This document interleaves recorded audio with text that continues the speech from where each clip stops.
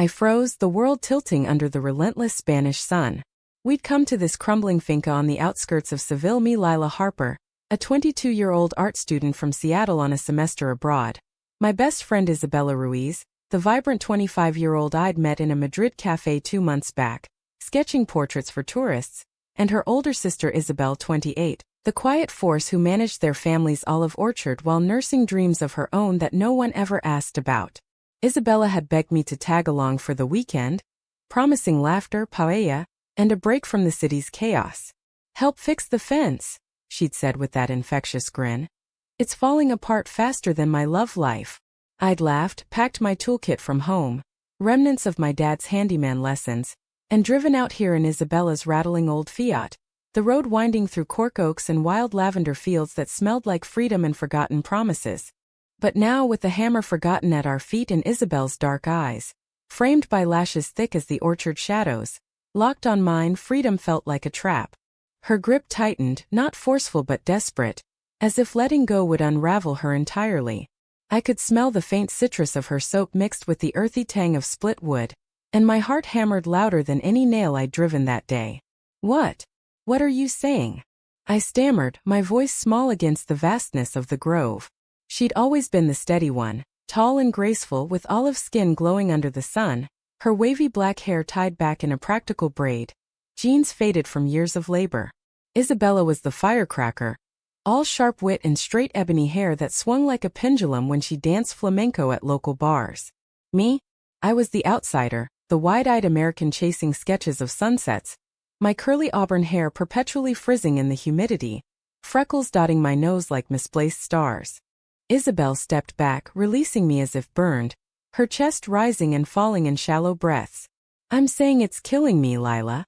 Watching you with her, my own sister, every laugh, every shared glance. It's not jealousy, it's like breathing smoke." Her words hung heavy, laced with the accent that softened her English, a remnant of their mother's Andalusian roots and their father's brief American stint in the 90s. The fence we'd half repaired sagged behind her, a metaphor I didn't want to unpack, its wires tangled like the mess in my chest. I glanced toward the house, a low adobe structure with terracotta tiles baking in the heat, where Isabella was inside prepping lunch, oblivious. We'd bonded instantly in Madrid. Her over endless cortados, me spilling ink on napkins as I drew her profile. She was bold where I was hesitant, pulling me into late-night walks along the Guadalquivir, whispering stories of her family's fractured past. Parents divorced when she was 10, dad back in California chasing oil rigs, mom lost to cancer 3 years ago. Isabel had stepped up then, dropping out of university in Granada to run the orchard, her architecture sketches gathering dust in a drawer. "She's the rock," Isabella had told me once, eyes misty. "But rocks crack too, you know?" Now, staring at that crack in Isabel's facade, I felt the ground shift. We can't," I whispered, though the words tasted like ash. Because part of me, the reckless, paint-stained part that had crossed an ocean for this, wondered what it would feel like to lean in, to taste the salt of her unspoken grief. But Isabella, God, Isabella with her easy smiles and the way she brushed my curls from my eyes, calling me mi artista loca. It was new, tentative, a spark in the dry tinder of my post-breakup heart. Back home my ex had been a safe bet, predictable, straight-laced, but here in the raw pulse of Spain, everything felt alive, dangerous. Isabel nodded, swallowing hard, her throat working like she was choking down thorns. "I know. Forget it. Just help me finish this damn fence before she wonders where we are." She bent to retrieve the hammer, her movements precise, controlled, the architect in her refusing chaos. We worked in silence then, the clink of metal on wood a staccato rhythm to my racing thoughts. Each strike echoed her confession, driving it deeper into the wood of my resolve. By the time the sun dipped low, painting the hills in bruised purples, the fence stood whole again, mended but scarred. Dinner was a blur of forced normalcy. Isabella emerged from the kitchen with platters of gazpacho and grilled sardines, her laughter cutting through the tension like a knife. "You two look like you've been wrestling bulls." "Fence fixed." She plopped down beside me on the worn wooden bench, her knee brushing mine under the table, warm and familiar. I forced a smile, nodding as Isabel poured wine, Tinto from their own vines, deep and heady. The three of us clinked glasses, toasting to new beginnings. The irony bitter on my tongue. That night, sleep evaded me in the guest room, its whitewashed walls closing in like unanswered questions. Moonlight slanted through the shutters, silvering the floorboards. I slipped out for air, padding barefoot across the courtyard to the orchard's edge. The air was cooler now, scented with night-blooming jasmine, and there she was, Isabel, silhouetted against the stars, a cigarette glowing like a fallen ember between her fingers. She didn't startle when I approached, just exhaled a plume of smoke that curled toward Orion. "Can't sleep either?" I asked, settling on the low stone wall beside her. Our shoulders nearly touched, a proximity that hummed. She offered me the cigarette. I declined with a shake of my head. "Habits from bad days," she murmured. "Mama used to say they were for poets and fools. I suppose I'm both." Her profile was sharp in the moonlight, high cheekbones inherited from their mother's gypsy lineage, lips full and unpainted. I wanted to trace them with my gaze, to apologize for the afternoon's fracture, but words failed. Instead, I confessed fragments. Back home I thought I knew who I was. Straight lines, safe colors. Then I met Isabella and it was like splashing paint across a canvas. Messy but beautiful. The admission hung vulnerable. Isabel's laugh was soft, sad. She's always been the splash. Me? I'm the frame, holding it all together until I splinter. She stubbed out the cigarette, turning to face me fully.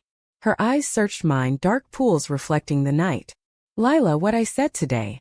It wasn't a whim. It's been building since you showed up at our door with your sketchbook and that ridiculous Seattle rain jacket. You see things, really see them. Isabella sketches faces, you capture souls." My breath caught. "And what do you see in me?"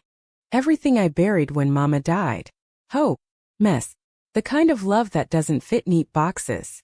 Her hand found mine on the wall, fingers interlacing tentatively, calluses rough from years of pruning olive branches. It was innocent, a tether in the dark, but it ignited something fierce, a longing I'd named only in whispers to myself. We sat like that until dawn's first blush, talking in low voices about dreams deferred. Her unbuilt bridges in Granada, my gallery fears in Seattle. When Isabella called us for café con leche, we parted with a squeeze, the secret a fragile bridge between us. The days blurred into a rhythm of orchard work and stolen moments. Isabella pulled me into her world. Flamenco lessons in Seville's Triana district, where her hips swayed like willow branches and mine stumbled like a newborn foal. Picnics by the Guadalquivir, her head on my lap as she napped, fingers tracing lazy patterns on my thigh. It was easy, intoxicating, the kind of romance novels promise but life rarely delivers. Yet each night, Isabel's confessions lingered, a counterpoint melody. One afternoon, as Isabella dashed into town for supplies, Isabel and I found ourselves alone in the barn, sorting crates of olives that gleamed like black pearls. The air was thick with their briny scent, dust motes dancing in sunbeams. "Tell me about her," Isabel said suddenly, her hand stilling on a crate. "What makes you choose Isabella over this?" She gestured vaguely between us, vulnerability cracking her voice. I hesitated, wiping sweat from my brow. "It's not a choice. Not yet. She's light," Isabel pulls me out of my shadows. You're the shadow itself, deep and uncharted." The words tumbled out, honest to a fault, and her face crumpled. "Then go. Be her light. But don't look back when it flickers." She turned away, shoulders rigid, but not before I saw the tear track her cheek. That evening, Isabella surprised me with tickets to a feria in Seville. A whirlwind of lights, music, and polka-dotted dresses. We danced under strings of bulbs, her laughter infectious as she spun me until the world blurred. In a quiet alley off the main plaza, away from the revelry, she kissed me, soft, tentative, tasting of churros and courage. "I've fallen for you, Lila," she whispered against my lips. "Stay after your semester. Build something here with me." My heart soared, then plummeted. I want to," I lied, the weight of Isabel's gaze haunting me from miles away. The betrayal brewed slowly, a storm gathering over the Sierra Morena. It crested 2 weeks later on a sweltering August day when Isabella discovered the notes. Scraps of paper I'd tucked into my sketchbook, Isabel's looping script detailing dreams of us. "A house by the sea, your canvases drying in the salt wind." I'd kept them as talismans, not betrayals, but Isabella found them while borrowing my pencils for her own drawings. She confronted me in the courtyard at dusk, papers clutched like indictments, her face pale beneath the tan. How long, Lila? How long have you been playing us both? Her voice cracked, not with anger but devastation. Eyes, those expressive Ruiz eyes, brimming with hurt. It wasn't like that, I pleaded, reaching for her, but she recoiled. Isabel emerged from the house then, drawn by the raised voices, her expression shifting from confusion to horror as she pieced it together. Isabella, no, let me explain. Isabel started, but her sister whirled on her. You? My sister? The one who swore she'd never interfere. Isabella's laugh was bitter, jagged. All those years I confided in you about crushes, heartbreaks, and you were waiting for her? For my girlfriend. The word landed like a slap. Girlfriend. We'd never labeled it, but in that moment it solidified the fracture. Isabel recoiled as if struck, her face ashen. I never meant to. Dios, Isabella, you're my blood. But love doesn't ask permission. Love. Isabella spat, tears spilling now. This is theft. Plain and simple. She stormed inside, slamming the door that echoed like a finality. I stood frozen, the courtyard spinning. Isabel met my eyes, anguish mirroring mine. Go to her, she urged, voice breaking. Fix this. I'll leave for a while. Granada. Give you space. But as she turned, I grabbed her arm. Don't. Please. We need to talk, all of us. The confrontation stretched into the night, the three of us in the dim kitchen, wine bottles emptying like resolve. Isabella's fury gave way to sobs, revelations pouring out. Her fear of abandonment since their mother's death, how she'd clung to me as an anchor, only to find the rope frayed by family ties. Isabel confessed her silence, the guilt of loving from afar while raising her sister through grief. And I laid bare my confusion, the pull of two women who each held pieces of my fractured self, one the sunlit path, the other the shadowed depth. Dawn found us exhausted, arms entwined in a tentative truce, not lovers but survivors. Isabella chose space, booking a train to Barcelona to visit cousins, her parting hug fierce. Come find me when you know, she whispered. Isabel and I drove her to the station in silence, the Fiat's engine a low growl matching our turmoil. In the weeks that followed, the orchard became our confessional. Isabel and I worked side by side, mending more than fences, wounds of unspoken longing. One evening, as thunder rumbled over the hills, we sought shelter in the barn. Rain lashed the tin roof, a symphony to our unraveling. I can't lose her, Isabel admitted, her head on my shoulder. But I can't lose you either. I tilted her chin, our breaths mingling. Then we don't. We build something new. Honest from the roots up. Our kiss was inevitable, born of storms, soft as the petrichor rising from the earth. It wasn't passion's blaze but love's quiet forge, sealing cracks with tenderness. Isabella returned in September, her bags heavier with distance but her heart lighter with letters we'd sent. Pages of apologies, truths, and invitations.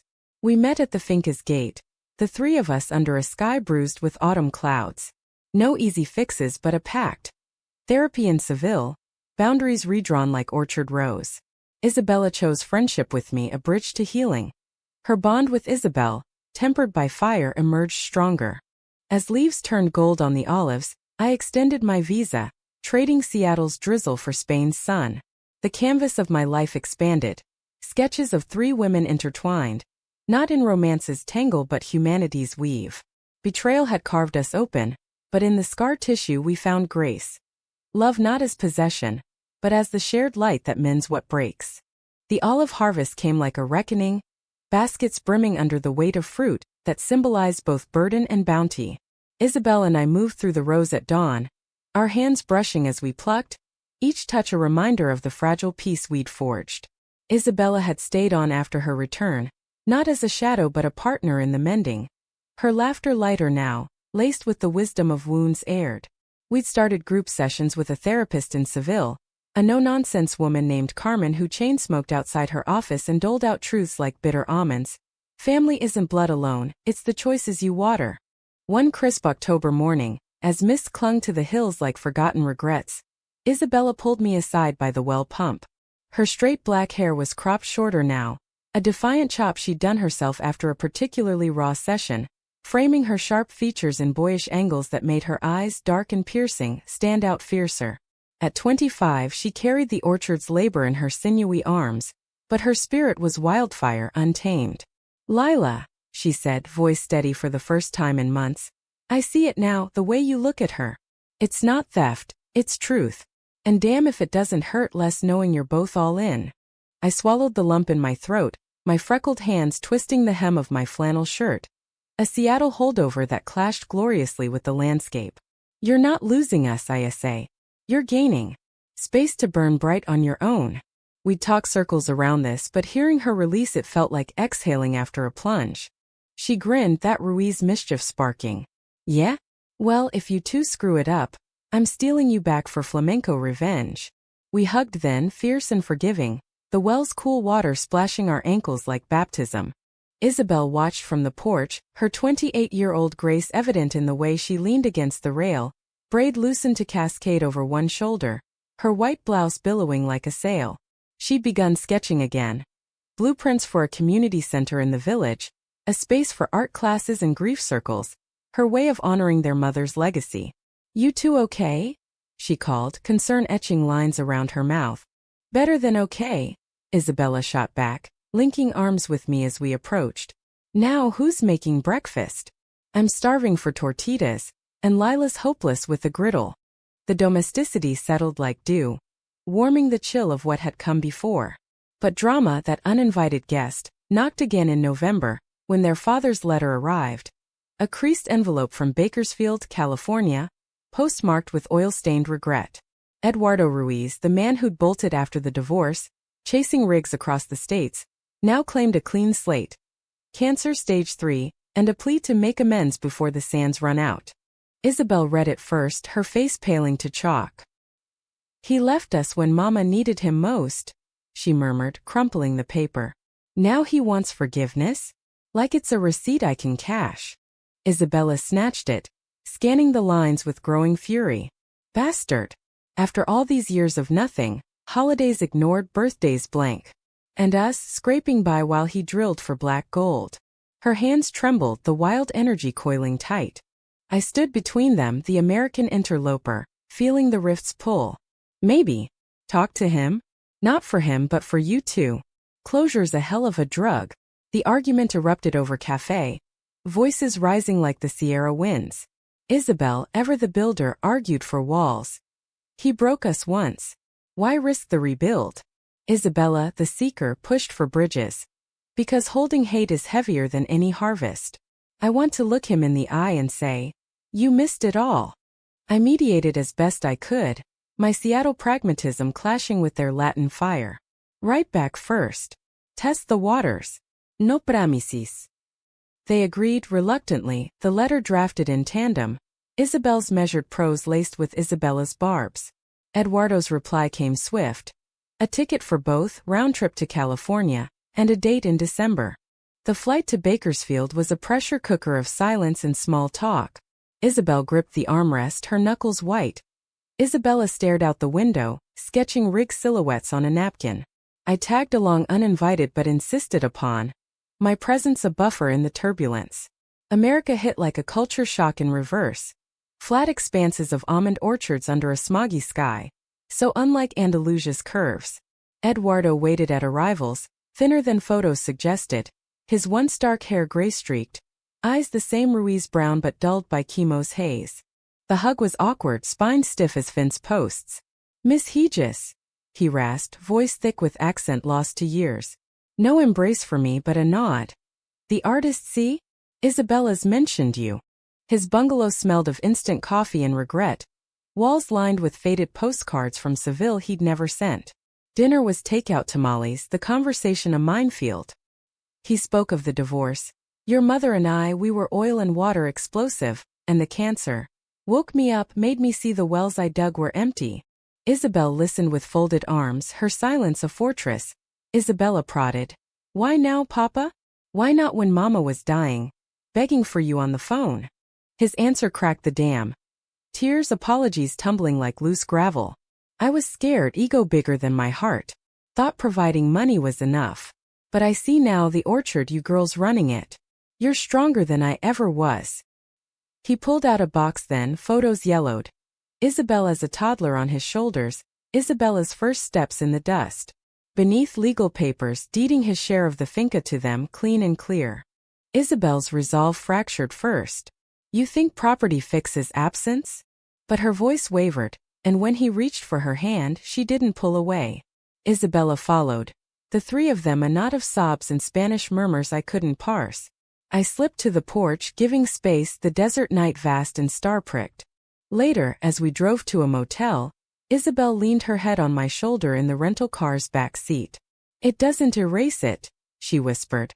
But maybe. It lightens the load. Isabella's shotgun met my eyes in the rearview. Thanks for pushing us, Lila. You're the glue we didn't know we needed. The visit stretched to a week, days of hospital runs and tentative meals. Eduardo shared stories, his immigrant hustle, the loneliness of Riggs, humanizing the ghost.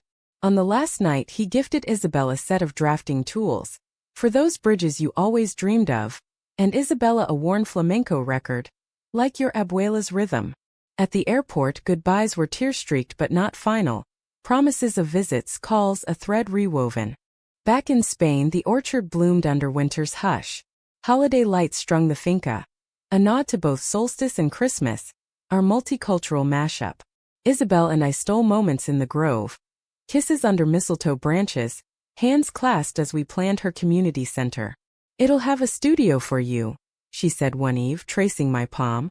Walls for your colors. Isabella thrived in the space, dating a potter from Córdoba, her sketches turning outward. Yet the betrayal's echo lingered, a cautionary chord. One stormy February night, as hail pelted the roof, she confessed over brandy. I thought losing you to her would break me. But watching you two, it's teaching me to love without chains. The climax came unbidden, in spring's tender green. A developer from Madrid circled the finca, offering a fortune for the land, urban sprawl creeping west. Condos with a view, he smirked, suit starched. Isabel saw opportunity. Fund the center, secure futures. Isabella saw sacrilege. This is Mama's blood in the soil. You sell, you're no better than Papa. The boardroom was our kitchen table. Maps unrolled like battle plans. Voices escalated. Isabel's logic clashing with Isabella's passion. My sketches of the proposed center a peace offering. It's not selling out, Isabel argued, eyes flashing. It's legacy, turning dirt to dreams. Legacy. Isabella shot back, slamming a fist. You're erasing us for bricks. The old wound reopened, accusations flying. Isabel the betrayer again, chasing ambition over family. Isabella the hoarder, clinging to pain. I intervened, voice steady. Stop. This isn't about the land, it's about trust. Isabel, show her the plans, how it honors the grove. I see the fear in her eyes. She's building for you, not against. We pored over blueprints till midnight. Hail forgotten, tears salting the ink. Dawn brought consensus. Partial sale of unused acres, funds split. Orchard preserved, center funded. Eduardo wired his support, a final mend from afar. As summer returned, the community center rose. Adobe curves blending old and new. Its doors opening to laughter. Isabel's design, my murals on the walls. Isabella's flamenco classes echoing halls. We three stood at the ribbon cutting, arms linked. The betrayal scar, a faint line now, proof of survival. In the quiet after, under stars that spanned oceans, Isabel whispered. You surprised me completely that first day, hammer and all. I smiled, heart full. Best mistake I never fixed. Years folded like the hills. Time's gentle erosion smoothing edges we'd once thought permanent. By 2028, the finca was a nexus. A thriving hub where artists from Seattle mingled with gypsy dancers from Triana. The orchard's olives pressed into oils that funded scholarships for girls like young Isabel once was. I'd stayed, visa turned residency, my canvases shipped in crates that arrived like old friends.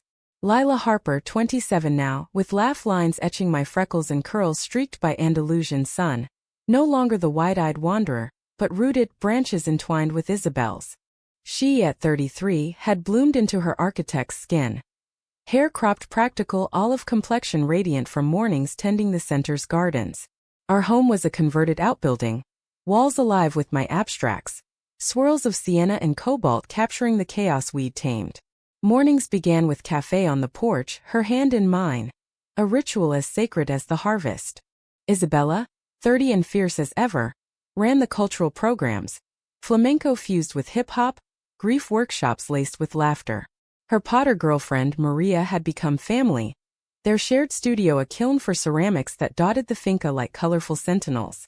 Eduardo visited biannually, his cancer in remission, each trip a mending stitch, teaching Isabella rigside guitar, debating blueprints with Isabel over asados.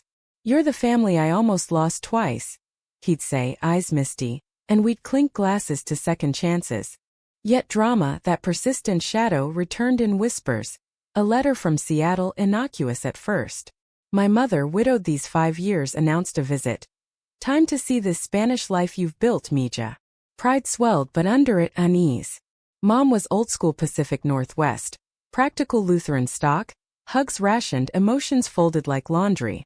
I'd never told her about Isabel, the kisses under olive boughs, the love that had rewritten my map. Straight as the sound, she joked once about my ex. Coming out felt like redrawing coastlines. Isabel sensed the storm. "Invite her to the center's festival," she suggested one night, as thunder grumbled distant. "Let her see us in the light, dancing, creating. Truth in motion." The festival was midsummer magic. Lanterns swaying, tablas thumping rhythms that pulsed through soil. Isabella emceed, her cropped hair dyed crimson streaks, voice booming welcomes.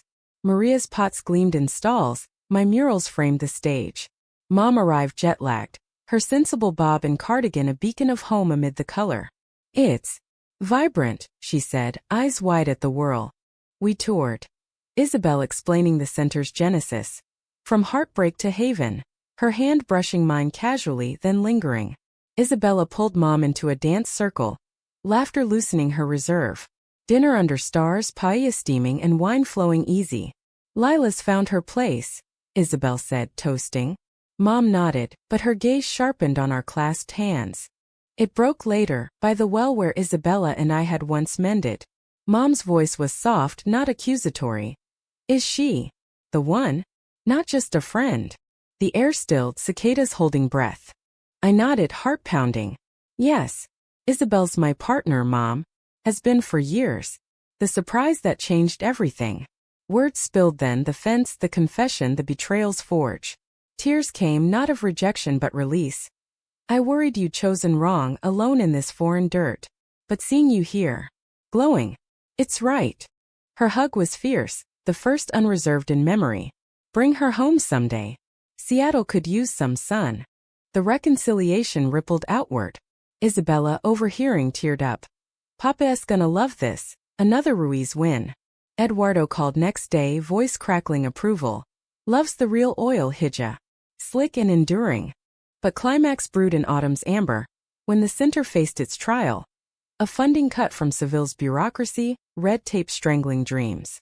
Austerity bites deepest at roots. Isabel fumed, blueprints curling in frustration.